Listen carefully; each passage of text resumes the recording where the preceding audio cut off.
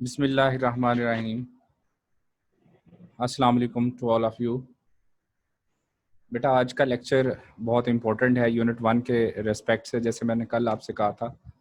चूँकि आज मैंने टाइप्स ऑफ क्वेश्चन डिस्कस करने हैं सिस्टम ऑफ यूनिट से रिलेटेड, और इसमें से जो आपके सेकंड पोर्शन है एरर एंड अनसर्टेनिटीज़ को भी डिस्कस करना है। सो होप्स हो कि आप लोग इसको गौर से सुनेंगे सारे। चूँकि इम्पोर्टेंट ये होता है कि आपको टाइप्स ऑफ क्वेश्चन पता हों तो आप प्रैक्टिस अच्छी कर लेते हैं, और जब प्रैक्टिस अच्छी हो जाएगी तो ज़ाहिर है आपका गलती के चांस जो हैं वो ज़ीरो हो जाएंगे।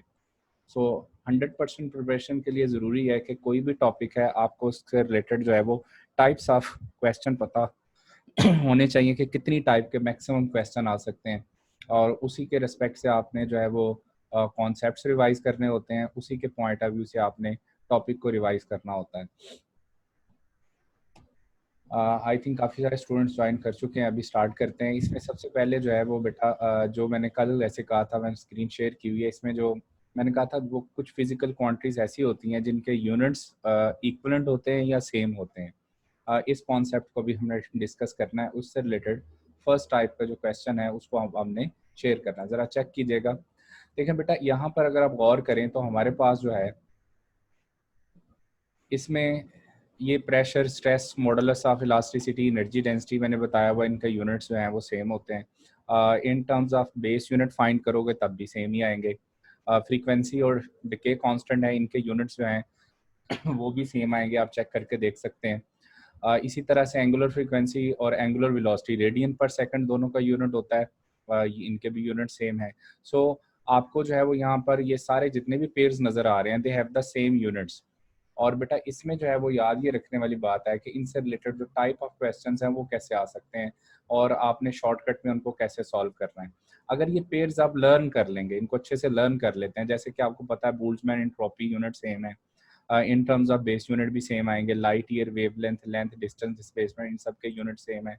सो आपके लिए आसानी क्या होगी वो ज़रा देखें। जैसे टाइप्स ऑफ मल्टीपल चॉइस में सबसे पहले देखें यहाँ पर क्वेश्चन लेट से आता है आपको जी, which of the following have pairs have same unit, या which of the following have same unit as that of. ये क्वेश्चन एक टाइप है। अब उसमें लिखा है एज डेट ऑफ जो है वो यहाँ हो सकता है जी प्रेशर, यहाँ हो सकता है स्ट्रेस, यहाँ हो सकता है मॉडुलस ऑफ इलास्टिसिटी। ऑप्शंस हैं जी प्रेशर, स्ट्रेस, एनर्जी डेंसिटी, तो आप कहेंगे ऑल ऑफ दीज। जो कि आपने लर्न किया हुआ है कि pressure, stress, modulus of elasticity और एनर्जी डेंसिटी, इनके यूनिट्स क्या होते हैं, सेम होते हैं। सो इस तरह की एक टाइप ऑफ क्वेश्चन जो आ सकता है, which of the following have same unit as that of. अब एज डेट ऑफ के आगे प्रेशर भी लिखा हो सकता है, स्ट्रेस भी लिखा हो सकता है, यहाँ उसका बेस यूनिट में यूनिट भी लिखा हो सकता है। सो इस तरह का क्वेश्चन अगर आता है आप इजीली उसको सॉल्व कर सकते हैं। सेकंड जरा गौर करें, क्वेश्चन इस तरह का जब भी क्वेश्चन आता है, अगर आप वहाँ टाइम वेस्ट कर रहे हो, देखो एमटी कैट में सबसे इंपॉर्टेंट चीज़ है टाइम मैनेजमेंट। और वो कैसे होती है, वो अगर हम जो है बेटा उसमें हमें टाइप्स ऑफ क्वेश्चन अच्छे से पता है, हम जो है उसके शॉर्टकट्स हमें पता है। आज आपको शॉर्टकट्स भी दो चार बताऊंगा, जरा गौर करना है यूनिट से रिलेटेड। जैसे इस तरह का क्वेश्चन आता है, वो कहता है जी angular momentum multiply by velocity divided by Planck's constant, बताएं कि इसका यूनिट क्या आएगा। ठीक है, लेट्स से कि उसने क्वेश्चन पूछा है कि angular momentum multiply by velocity divided by Planck's constant unit क्या है। अगर तो आप एंगुलर मोमेंटम का फार्मूला यहाँ पुट करेंगे, प्लैंक्स कांस्टेंट का फार्मूला पुट करेंगे और वेलोसिटी का फार्मूला पुट करेंगे, उसके बाद इसको सॉल्व करेंगे, आंसर तो आपका तब भी मीटर पर सेकंड ही आना है। लेकिन अगर आपने ये पेयर, जैसे मैंने ये कहा है कि ये लर्न किया मैं, और उसमें आपने ये लर्न किया हुआ कि एंगुलर मोमेंटम और प्लैंक्स कांस्टेंट के यूनिट सेम होते हैं, आप सिंपली क्या करोगे, इन दोनों को कैंसिल आउट करेंगे। अब बाकी क्या बचेगा, वेलोसिटी, आपका आंसर हो जाएगा metre per second. So basically इस तरह जो है ना ये चीज़ें हैं, जब आप प्रैक्टिस करते हो इन चीज़ों की, आप प्रैक्टिस कर लेंगे तो इस तरह का कोई भी क्वेश्चन आएगा, आप फौरन जो है दो पेयर जिनके सेम यूनिट्स होंगे उनको आप कट डाउन करेंगे, बाकी जो बचेगा वो आपका आंसर होगा। आपने कहना है जी metre per second is the answer. ठीक हो गया बेटा। इसी तरह से नेक्स्ट क्वेश्चन जो है कहता है जी which of the following have equivalent unit as that of in terms of base unit. अब देखो सेम और इक्विवेलेंट में क्या फर्क होता है, जैसे मैं कल बात कर रहा था वर्क, एनर्जी, एनर्जी और टॉर्क।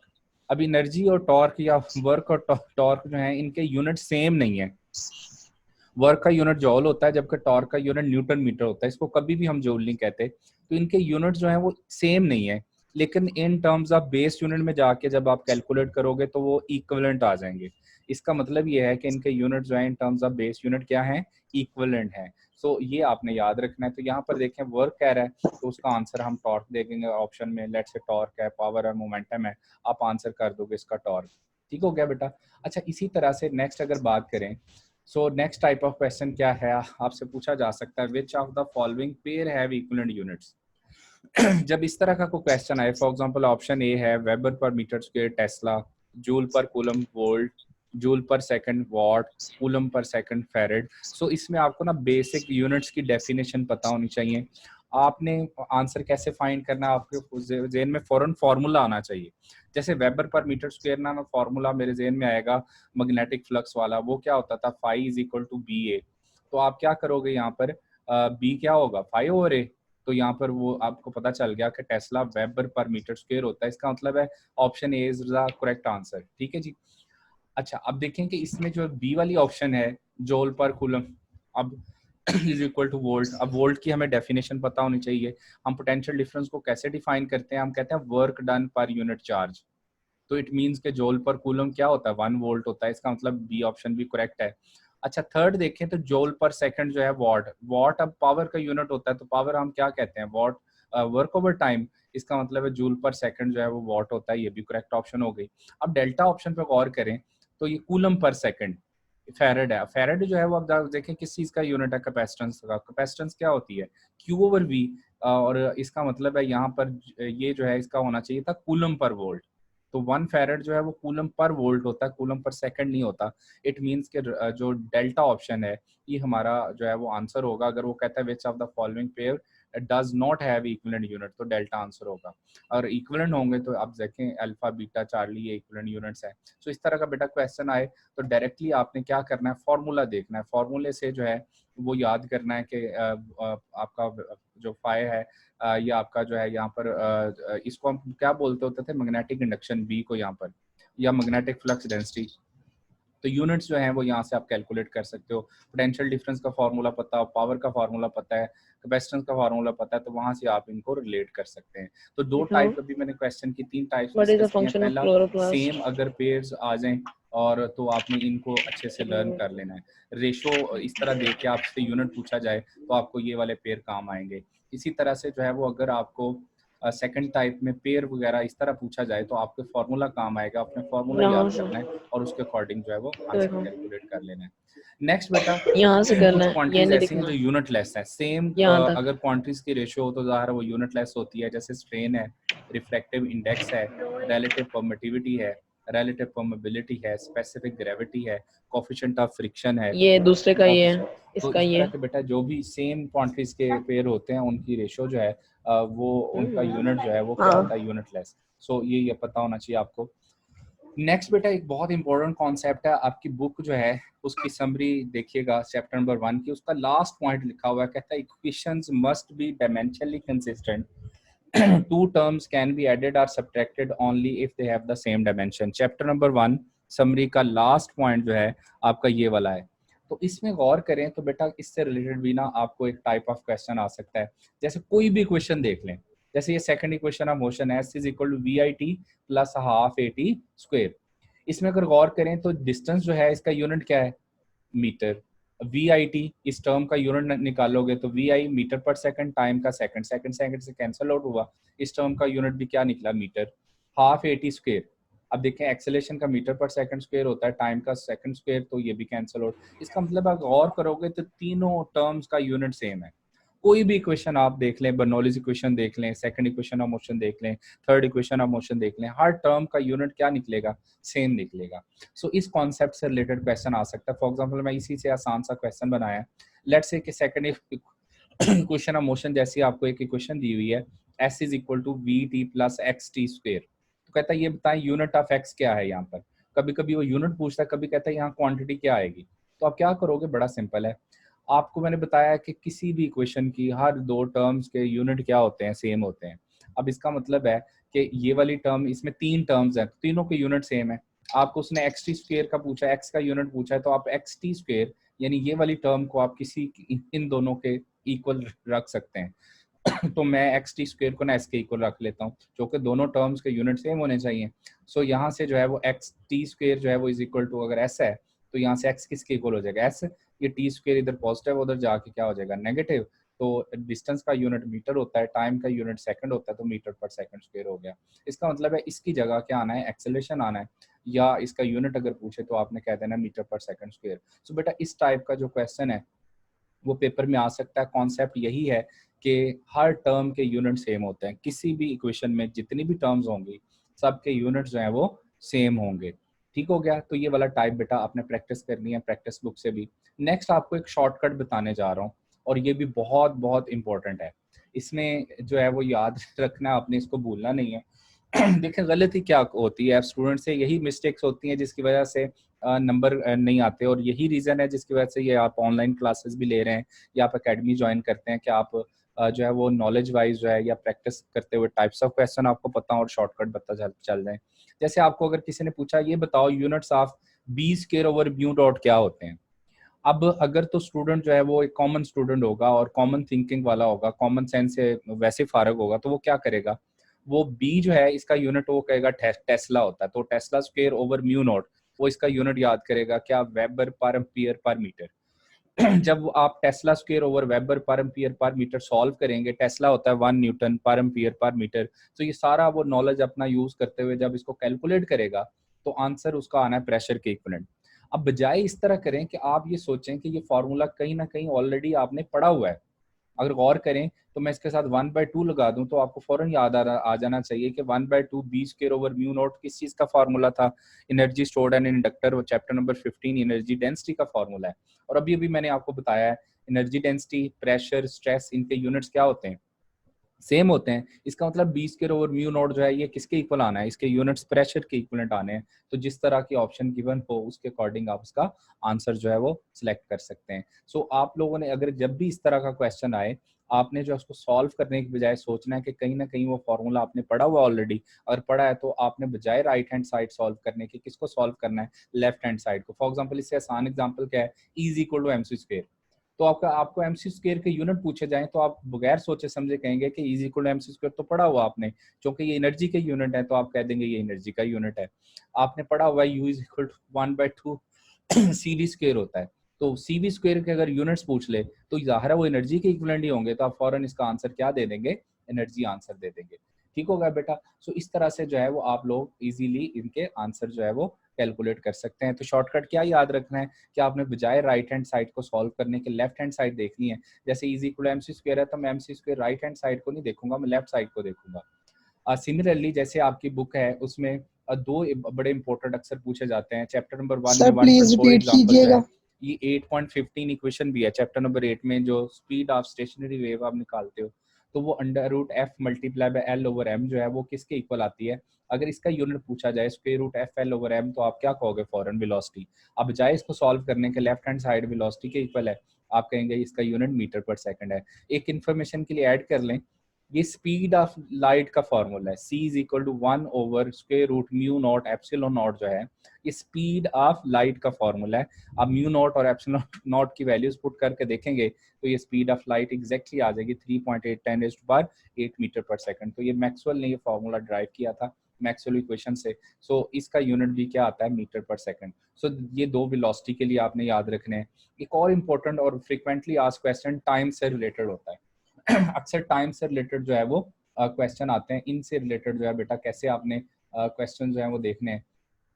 ये जरा देख लें कि आप जो है ना बेटा इसमें देखो कि हमारे पास जैसे टाइम जो है, अगर इसकी बात करें तो टाइम में जो है वो हमारे पास जो है वो कौन कौन सी ऐसी रिलेशंस हैं जिसमें ना आपके जो है वो टाइम जो है यहाँ पर देखें कि हमारे पास टाइम किन किन फैक्टर्स के इक्वलेंट आता है, या फिर कौन कौन से फॉर्मूले हैं जो टाइम के इक्वलेंट आते हैं, इसको ज़रा नोट डाउन करें।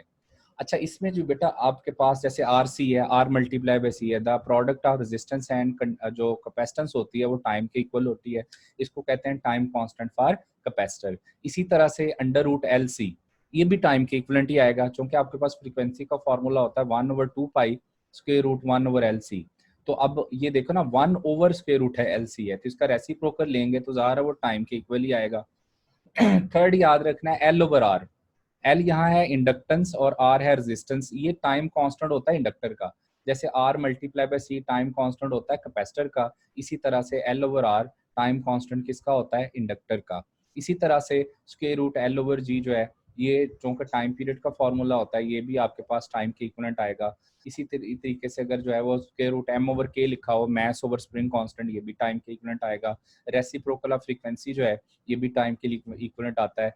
स्क्वायर रूट 2h ओवर जी, अब ये देखें कि ये वाला जो है वो कहाँ से h is equal to 1/2 GT square होता है ना, तो यहाँ से आप टाइम का फॉर्मूला निकाल सकते हो, t is equal to square root 2h over क्या हो जाएगा g। तो ये बेटा ये सारे टाइम के इक्विवेलेंट है।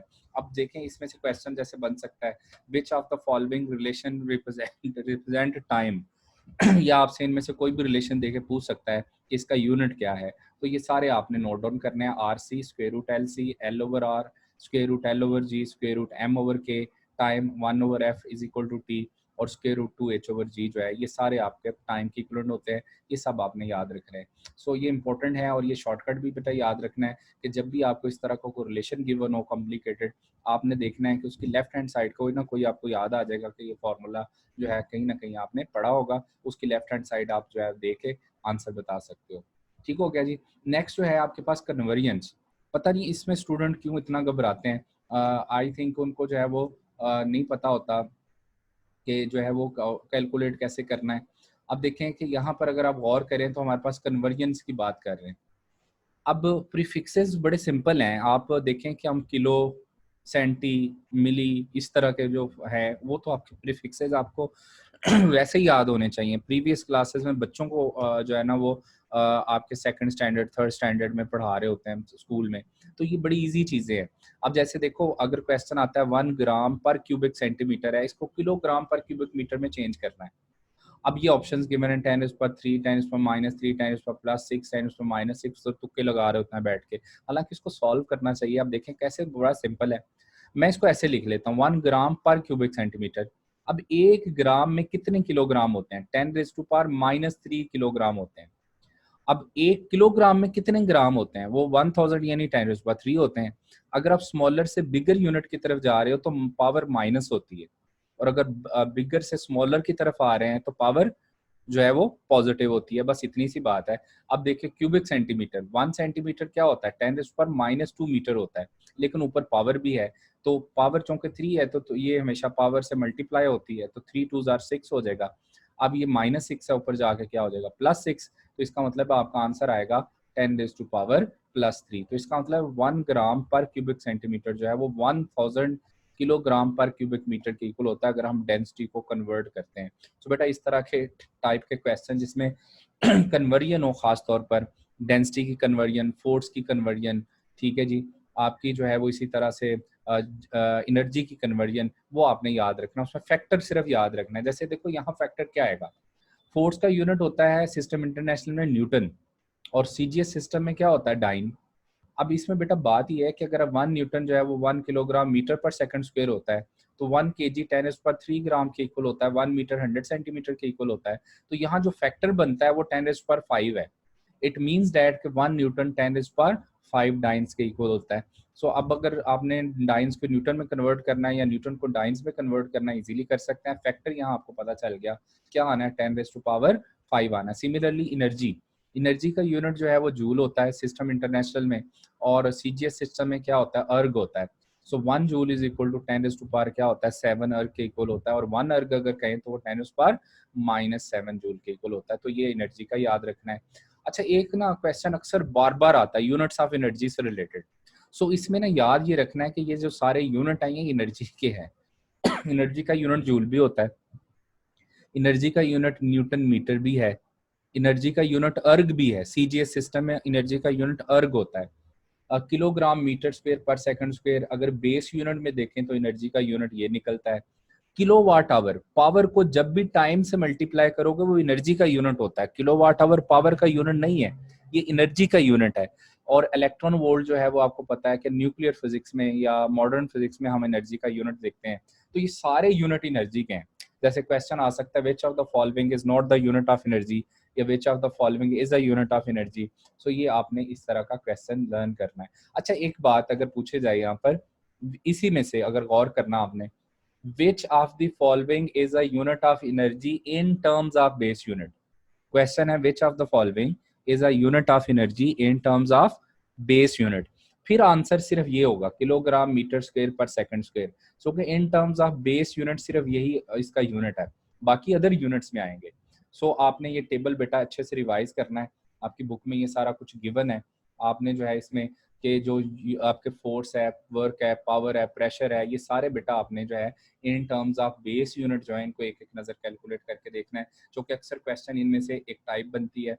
जैसे पूछा जा सकता है फोर्स का unit in terms of base unit बताओ, चार्ज का unit in terms of base unit बताओ, मोमेंटम का unit in terms of base unit बताओ. इसी तरह से ये बाकी सारे इलेक्ट्रिक फील्ड स्ट्रेंथ का, कैपेसिटेंस का, मैग्नेटिक इंडक्शन का, इंडक्टेंस का, ये सारे एक एक नज़र आपने अच्छे से रिवाइज करना है. वोल्ट का यानी पोटेंशियल डिफरेंस का, रेजिस्टेंस का, ये अच्छे से आपने लर्न करने हैं. नेक्स्ट जो है जी बेटा हमारे पास है एरर एंड अनसर्टेनिटी को डिस्कस करेंगे. अच्छा, एरर जब भी बात करें हम वो कहते हैं the difference between standard and experimental value जो है उसको क्या बोल देते हैं, एरर. अब रीजन एरर की क्या है, negligence, inexperience of a person, inappropriate method, faulty practice, ये सिंपल सा आपको पता है. देखो जब भी हम एरर की बात करेंगे तो हर एक रीडिंग में ना एरर या अनसर्टेनिटी होती है. अच्छा हाँ, यहाँ एक डिफरेंस आपको समझ आ जाना चाहिए, एरर और अनसर्टेनिटी का फर्क क्या होता है. अक्सर स्टूडेंट पूछते हैं क्लास में भी और समझ नहीं आ रही होती, गौर से सुनना है. एरर बेटा तब अकर होती है जब आप मेजरमेंट लेते हो, मतलब आप लैब में कोई परफॉर्मेंस दे रहे हैं, आपने इंस्ट्रूमेंट यूज करने के बाद जो है उसको देखा कि आपकी जो एक्सपेरिमेंटल वैल्यू है और स्टैंडर्ड वैल्यू में जो फर्क आ रहा है ना, वो आपके एरर है. अनसर्टेनिटी क्या है, अनसर्टेनिटी एसोसिएट होती है आपके इंस्ट्रूमेंट के साथ. every instrument have some limit of precision. Every instrument have some limit of precision. जैसे वर्नियर कैलिपर 0.01 सेंटीमीटर होता है तो वो अप टू 2 डेसिमल प्लेस तक ही ठीक आंसर देगा.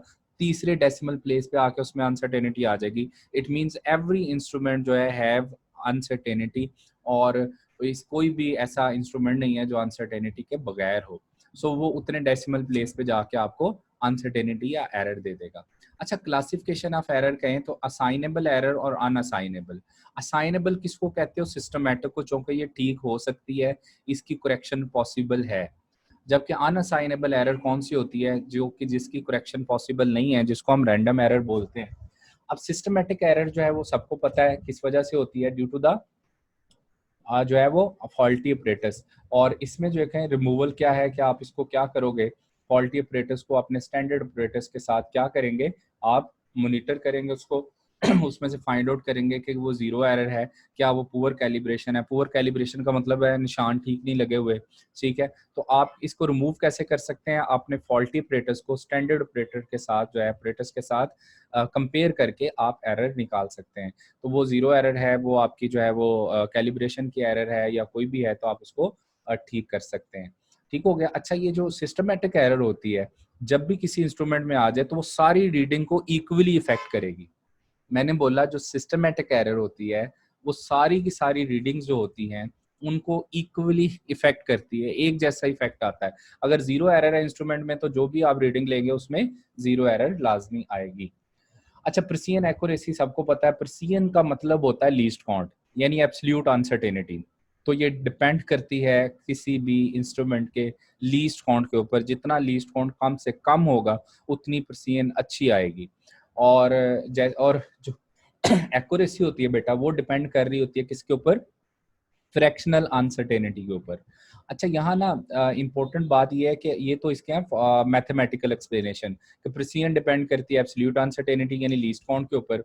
अब अगर कोई आपसे पूछे कि किसकी प्रिसिजन ज्यादा है, वर्नियर कैलिपर की या स्क्रू गेज की, आप फौरन कहेंगे स्क्रू गेज, क्योंकि उसका लीस्ट काउंट कम है. सो जिसका लीस्ट काउंट जितना कम है, जितने वो ज्यादा डेसिमल प्लेस तक आंसर दे रहा है, उतना उसकी प्रिसिजन हम कहते हैं ज्यादा होती है. और एक्यूरेसी कैसे कैलकुलेट करते हो, आप लीस्ट काउंट को मेजर्ड वैल्यू के साथ अगर डिवाइड कर दें तो आपके पास फ्रैक्शनल एरर आ जाती है. तो एक्यूरेसी जो है वो फ्रैक्शनल एरर पे डिपेंड करती है, प्रिसिजन जो है वो लीस्ट काउंट पे डिपेंड करती है. लेकिन इसकी जो रीजन है, थ्योरेटिकल रीजन, वो क्या है, जो बेटा क्लोज एग्रीमेंट होता है ना वैल्यूज का आपस में, उसको कहते हैं प्रिसिजन. मतलब आप रीडिंग कोई ले रहे हो, आपकी वैल्यूज करीब करीब आ रही हैं। फॉर एग्जांपल आपका जो है एक रीडिंग आप ले रहे हैं और उसमें जो है वो लेट से एक लेंथ है और आप रीडिंग यहाँ लेते हो और इसकी एक्चुअल लेंथ है 2 सेंटीमीटर लेट से, ठीक है। आप रीडिंग लेते हैं, आपका आंसर आ रहा है 1.9, ठीक है।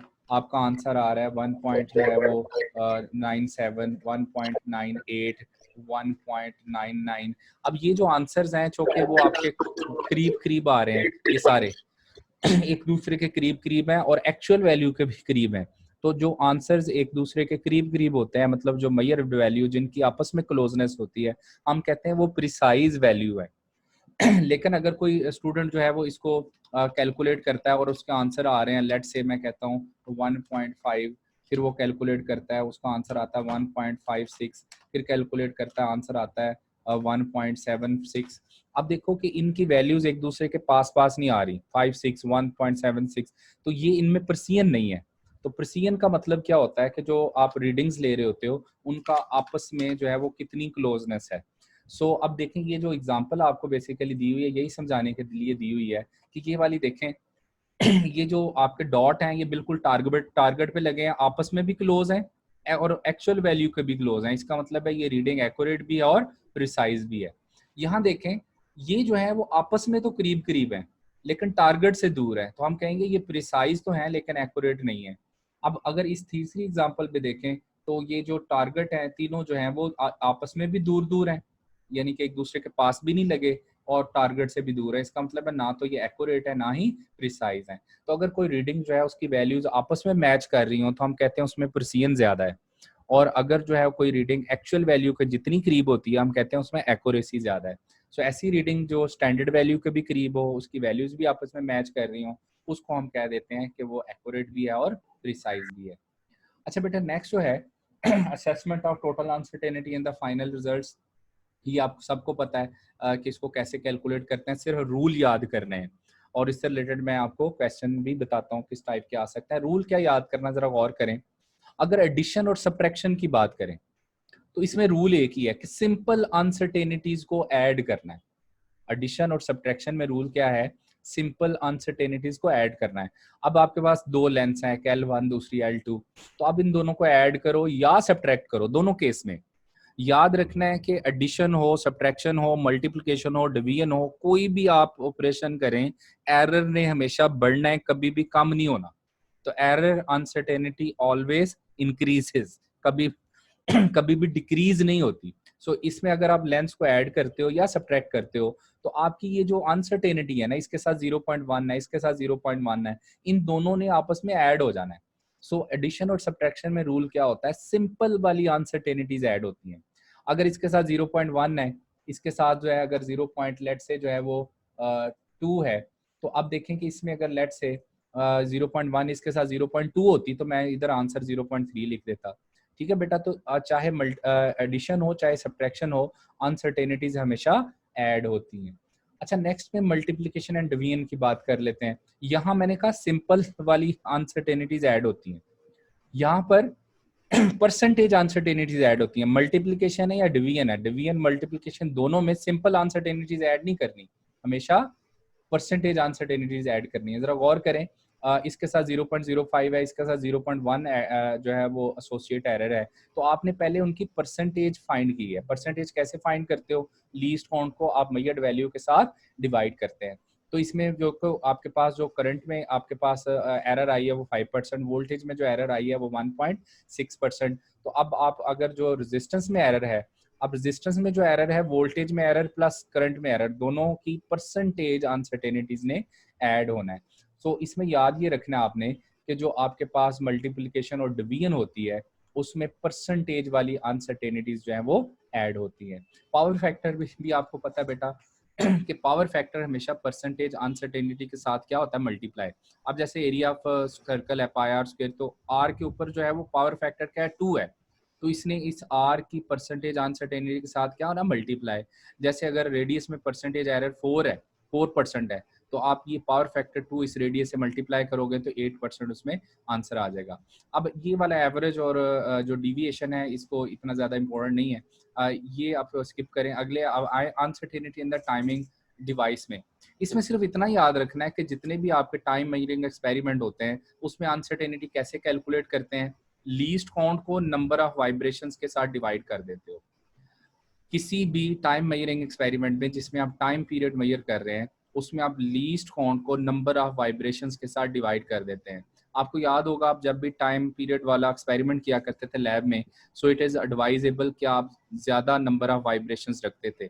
जितनी नंबर ऑफ वाइब्रेशंस ज़्यादा रखेंगे उतनी अनसर्टेनिटी कम आएगी। सो आपने करना क्या है कि किसी भी टाइम मेजरिंग एक्सपेरिमेंट में याद रखना है कि जो अनसर्टेनिटी है वो लीस्ट काउंट डिवाइडेड बाय क्या होती है, नंबर ऑफ वाइब्रेशंस। जितनी नंबर ऑफ वाइब्रेशंस ज्यादा रखेंगे उतनी अनसर्टेनिटी कम आएगी, और जितना least count of stop watch कम होगा उतनी अनसर्टेनिटी कम आएगी। तो यहाँ पर लिख लें अनसर्टेनिटी जो होती है वो inversely proportional to number of vibrations होती है। एक दो क्वेश्चंस देख लेते हैं इससे रिलेटेड बेटा। सपोज करें कि अब आमतौर पे जो क्वेश्चंस आते हैं आपको, वो आपका जो ये वाला है ना मल्टीप्लिकेशन एंड डिवीजन का रूल और पावर फैक्टर वाला रूल, इनको मिला के आते हैं। सो इसमें फॉर एग्जांपल ये क्वेश्चन है, लेट से आपसे कहता है कि in measuring mass and velocity of a body जो है वो percentage uncertainty are 2% and 3% respectively, then percentage uncertainty बताएं काइनेटिक एनर्जी में क्या होगी या मोमेंटम में क्या होगी। तो अब देखें इसमें ना दोनों रूल एक साथ यूज हो रहे हैं। कैसे? अब देखो काइनेटिक एनर्जी में अगर परसेंटेज निकालनी है तो मास और वेलोसिटी आपस में मल्टीप्लाई हो रहे हैं। हमें पता है कि हमें इनकी परसेंटेज अनसर्टेनिटीज को ऐड करना है। तो काइनेटिक एनर्जी में जो परसेंटेज एरर होगी वो percentage error in mass plus percentage error in velocity. लेकिन चूंकि वेलोसिटी के ऊपर पावर फैक्टर 2 है, आप इस 2 के साथ इसको मल्टीप्लाई कर दोगे तो ये 2 3 जार 6 और टोटल आंसर क्या आ गया 8%। अच्छा बेटा इसमें अगर देखें तो हमारे पास जो मोमेंटम है, अब मोमेंटम में जो है वो m और v आपस में मल्टीप्लाई हो रहे हैं, तो सिंपल आप मास और वेलोसिटी की परसेंटेज अनसर्टेनिटीज को आपस में ऐड कर देंगे तो इस क्वेश्चन के अकॉर्डिंग आपका आंसर 5% आ जाएगा। तो ये तो बड़ा सिंपल है जिसमें डायरेक्टली परसेंटेज अनसर्टेनिटीज गिवन हो। लेकिन हमेशा ऐसा नहीं होता, कुछ क्वेश्चन ऐसे होते हैं जहां आपको परसेंटेज अनसर्टेनिटीज गिवन ही नहीं होगी, तो आपको पहले वो कैलकुलेट करनी पड़ेंगी। और उसके लिए डायरेक्ट फार्मूला क्या है, फॉर एग्जाम्पल वोल्टेज में आपको वैल्यू दी है 10 प्लस एंड माइनस, इसमें एरर है 0.2, और करंट जो है इसमें 5 वैल्यू दी हुई है और प्लस एंड माइनस 0.5 एम्पियर है। अब परसेंटेज अनसर्टेनिटी आपने रेजिस्टेंस में निकालनी है तो कैसे निकालोगे, आर इज इक्वल टू होता है वी ओवर आई। मैंने बताया चाहे एडिशन सॉरी मल्टीप्लीकेशन हो या आपकी डिवीजन हो, परसेंटेज अनसर्टेनिटीज ने आपस में ऐड होना है। तो percentage uncertainty in the resistance will be equal to uncertainty in the voltage plus uncertainty in the current multiply by 100%। ठीक हो गया। अच्छा अब ये change in v over v का क्या मतलब है, डेल्टा v का मतलब variation in voltage over original value, delta i का मतलब variation in current over original value, और मल्टीप्लाई बाय 100 आपके पास फ्रैक्शनल अनसर्टेनिटी या परसेंटेज अनसर्टेनिटी आ जाएगी। अब आप 100% को लहदा भी मल्टीप्लाई कर सकते हैं, इकट्ठा भी मल्टीप्लाई कर सकते हैं। जैसे यहाँ देखो डेल्टा v जो है वो 0.2 है इस के अकॉर्डिंग, और डेल्टा आई 0.5 है क्वेश्चन के अकॉर्डिंग। तो यहाँ वैल्यू पुट करें 0.2 ओवर 10 इंटू 100, 0.5 ओवर 5 इंटू 20, तो आप देखें इसका आंसर जो है वो आपका क्या आ जाएगा, ये एक जीरो इससे कैंसिल आउट हो जाएगा, ये 2% आ जाएगा, और 5 से कैंसिल आउट करें तो 20 इंटू 5 ये 10% आ जाएगा। इसका मतलब रेजिस्टेंस में जो एरर है वो 12% है। तो दो तरह के बेटा यहाँ क्वेश्चन आते हैं, एक जिसमें डायरेक्टली परसेंटेज अनसर्टेनिटी गिवन हो और आपने उसके ऊपर पावर रूल और मल्टीप्लिकेशन वाला रूल अप्लाई करना है, और दूसरे वो क्वेश्चंस आते हैं जिसमें आपको परसेंटेज अनसर्टेनिटी जो है वो डायरेक्टली गिवन नहीं होती, आपको कैलकुलेट करना पड़ती है, तो फिर उसके ऊपर ये वाला फार्मूला आप लगा सकते हैं। उसमें variation in the first quantity plus variation in the second quantity और मल्टीप्लाई बाय 100%, और इसको मल्टीप्लाई करके आप आंसर कैलकुलेट कर सकते हैं। और लास्ट में बेटा ये जो आपके पास जो कॉन्स्टेंट्स की वैल्यूज गिवन है, ये लाजमी तौर पर आपने इनको लर्न करना है एक दफ़ा, चूँकि ये बार बार काम आनी है। एक दफ़ा स्टार्ट में ही आप लर्न कर लोगे यूनिट 1 में ही, तो आगे जाके ये बार बार आपके काम आती जाएंगे। इनके साथ आपने यूनिट्स लाजमी लर्न करने हैं, जो कि यूनिट्स भी इनके इंपॉर्टेंट हैं। ये साथ एक दफ़ा इनको अच्छे से रटचटा लगा लेंगे, आप इनकी प्रैक्टिस करेंगे, तो जब भी फिर किसी क्वेश्चन में ज़रूरत पड़ेगी आप फ़ौरन से ये वैल्यू लिखोगे, और आपकी एक तो रिवीजन भी हो जाएगी और प्रैक्टिस भी होती रहेगी। तो ये वैल्यूज़ आपने अच्छे से लर्न करनी है। बेटा अभी मैं दोबारा लॉगिन करूँगा, इसके लिए आप ये सारा जो है मैं इसकी रिकॉर्डिंग भी लगाई हुई थी, जो स्टूडेंट लेट ज्वाइन किए हैं उनकी रिकॉर्डिंग भी ये मिल जाएगी। और सेकेंडली जिसने कोई क्वेश्चन पूछना है वो क्वेश्चन भी पूछ सकता है। अभी मैं दोबारा जब लॉगिन करूँगा, अभी दोबारा ज़ूम पे जो है वो मैं लिंक भेजता हूँ, तो आपके क्वेश्चन आंसर का जो सेशन है उसमें मैं आपके क्वेश्चन के आंसर दूँगा। उसके लिए जो है वो अभी 5 मिनट्स बाद दोबारा पे ऑनलाइन होते हैं, ठीक है? इसको रिवाइज़ कर लीजिएगा अच्छे से, इंशाल्लाह इसका टेस्ट भी जो है वो कल यानी मंडे को अपलोड हो जाएगा। आप इसका टेस्ट अटेम्प्ट कीजिएगा, उसके बाद इंशाल्लाह इसकी डिस्कशन भी करेंगे। Thank you so much. अभी तो दोबारा बेटा मैं लॉगिन होता हूँ, और जो क्वेश्चन जिसने पूछने हैं, अब क्वेश्चन पूछते वक्त जो है बेटा सब्र से काम लेंगे तो ज़्यादा बेहतर है। आप लोग जो है जिसने क्वेश्चन आंसर का सेशन करना है वही लॉगिन हो, और सेकेंडली वन बाय वन एक दूसरे को बोलने का मौका दें। सो ताकि ना क्वेश्चन आंसर सेशन अच्छा हो जाए। अगर आप अच्छा बिहेव करेंगे तो मैं ऑनलाइन लाइव आके आपके क्वेश्चन का आंसर दूंगा, डेट इज़ मोर बेटर। अगर नहीं तो फिर आप व्हाट्सएप में मेरे जो है वो क्वेश्चन जो है वो सेंड कर सकते हैं, वॉइस नोट सेंड कर सकते हैं, कुछ जो है वो लिख के आप उसकी पिक बना के सेंड करें, मैं आपको आंसर कर दूंगा। ठीक है जी, थैंक यू सो मच, अल्लाह हाफिज़।